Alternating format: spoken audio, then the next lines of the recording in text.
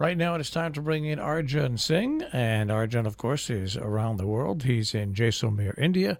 We're here in Sharon, Connecticut. And I saw lots of great videos of Arjun driving around in India. And it looked kind of crazy to me. Good day, Arjun. Good morning, sir. Good Now, morning. were you driving the car in those pictures?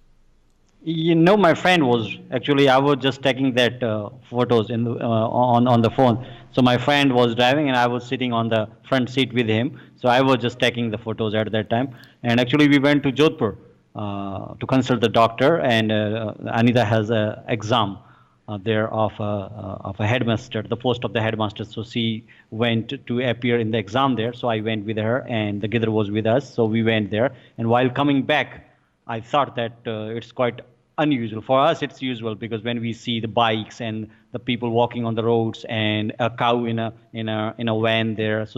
But suddenly it came in my mind that maybe it's evening in Jaisalmer here in Jaisalmer to Jodhpur. So it's early morning in US there. So better if I take some photos or videos. The people they will like it, and of course some people they liked it. They asked me some questions about that. What is that and what was that? So that was very interesting journey. So it took about, as usual, about 7 hours when we came back, 300 kilometers from Jodhpur to Jaisalmer.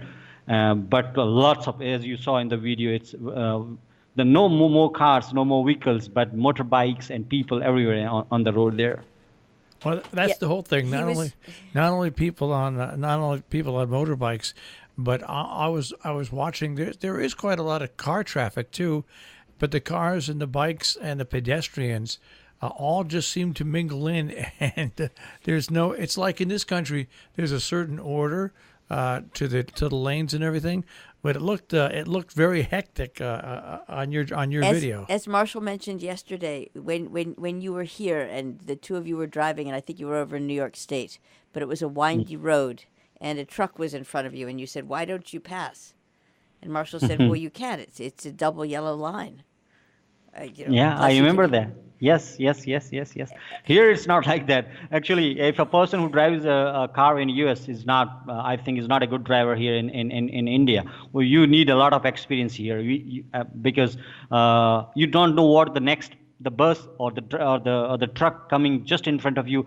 You must have some knowledge what he is thinking at that time. So sometimes the people they don't think about the traffic rules, but they are very experienced. They read the mind of the drivers. They know that what's going to happen. So if you are not blowing a horn and if you are just driving a car and some pedestrians are there, so you could be in a big trouble. So every time you have to just keep your hand on the just honking at that time every time. So when I was in the US there and I didn't listen that, so there was no honking and nothing, no horns were there. I was surprised to see that because here if you are on a road then every time the honking is there. So it's just because of some pedestrians, and sometimes if you see that video you can see some goats and some cows and sometimes camel. They can come easily on the road sometimes. So if you know very well, I think the horrible animal on the road is a camel, because you don't know which turn it will take.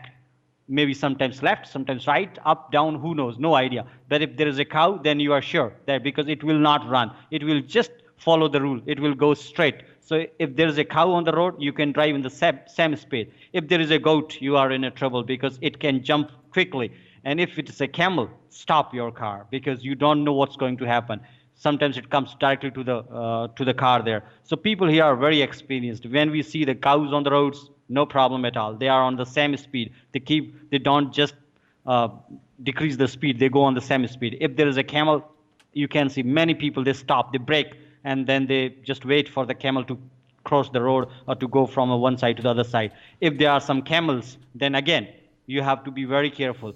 And if there are goats, if there are some sheep there, and if they are in a group there, then you will have to just come out of the car, and then you have to just move all the sheep there from the road there, because they are very lazy type of animals. They don't move. They just gather out of one place and wait. So lots of knowledge, lots of experiences you need when you are driving here in this area. And of course, sometimes the people use a lot of mobiles, which everywhere on the roads there are some banners are there. Don't use mobiles while driving the car. So when my friend asked me to just take that mobile. I said, no, I'm not going to give this mobile to you because you are driving. So you just be concentrate on your driving. I'll do that if I think that it's not safe for us, I will just stop it.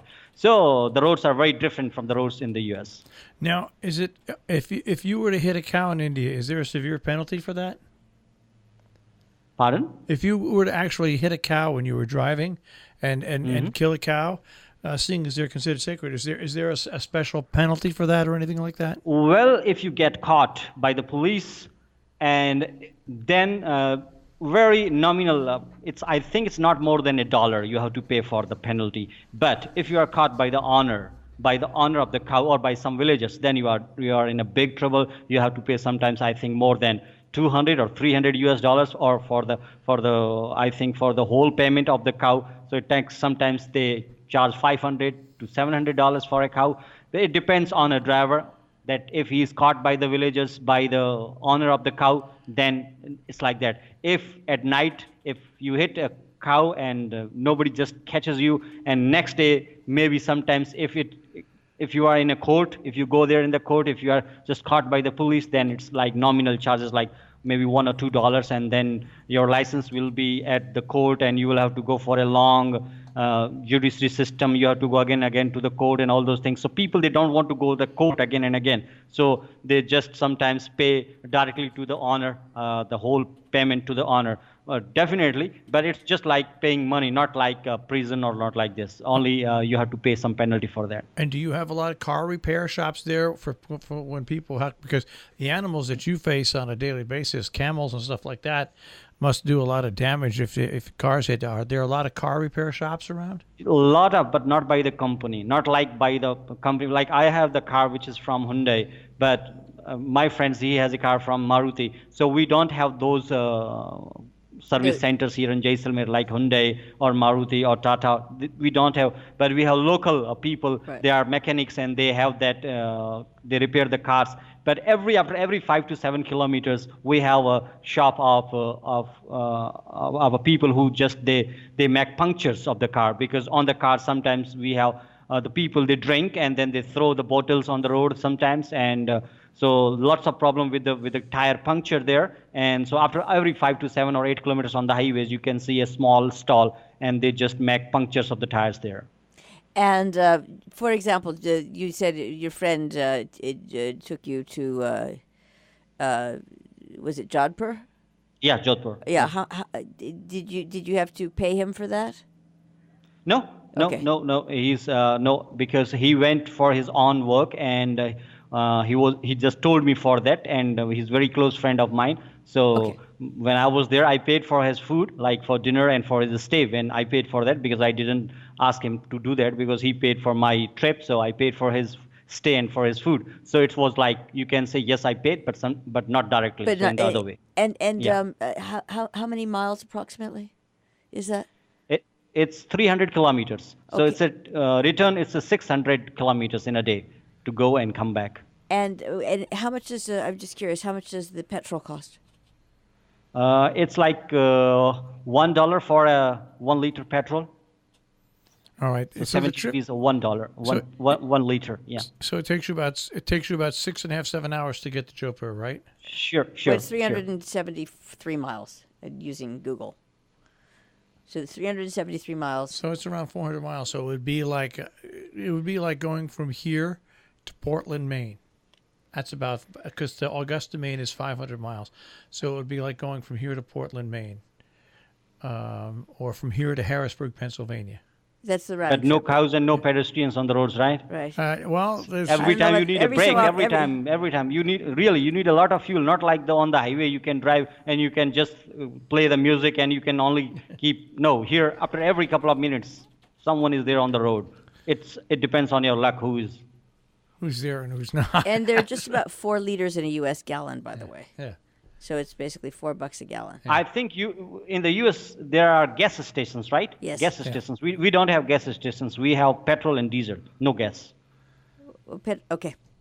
All right. Well, this has been liquid. All right, Arjun, this has been a great driving experience for our listeners and for us. We thank you. And if people want to see the videos on Facebook, Arjun is online. And if you don't know how to get to Arjun, just go to my personal Facebook page, and you'll be able to see them there as well. And Arjun, will speak to you next week. Thank you, sir. Thank you, ma'am. So kind of you. Bye-bye. Arjun Singh, as we go around the world here on Robin Hood Radio. Don't you have to be a friend to be on your personal Facebook page?